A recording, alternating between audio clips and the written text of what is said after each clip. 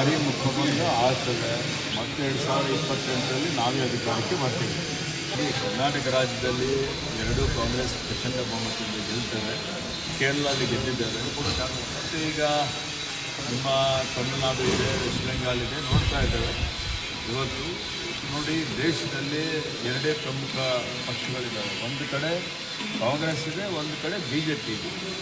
ಮುಂಬರುವಂಥ ದಿನಮಾನಗಳಲ್ಲಿ ಕಾಂಗ್ರೆಸ್ ಇನ್ನೂ ಇವತ್ತು ಜನಪರ, ಜೀವಪರ ಒಂದು ವಿಷಯಗಳನ್ನು ಜನರ ಮುಂದೆ ತಂದು ಏನು ಕೇಂದ್ರದ BJP ಸರ್ಕಾರದ ದುರಾಡಳಿತದ ಬಗ್ಗೆ ಮನವರಿಕೆ ಮಾಡಿಕೊಟ್ಟು ಮುಂದೆ ಪುನಃ ಈ ರಾಜ್ಯದ ರಾಷ್ಟ್ರದ ಅಭಿವೃದ್ಧಿಗಾಗಿ ಕಾಂಗ್ರೆಸ್ ಪಕ್ಷ ಕಂಕಣಬದ್ಧವಾಗಿ ರಾಹುಲ್ ಗಾಂಧಿಯವರ, ಖರ್ಗೆಜಿಯವರ ನೇತೃತ್ವದಲ್ಲಿ ಇದು ಮುನ್ನಡೀತದೆ.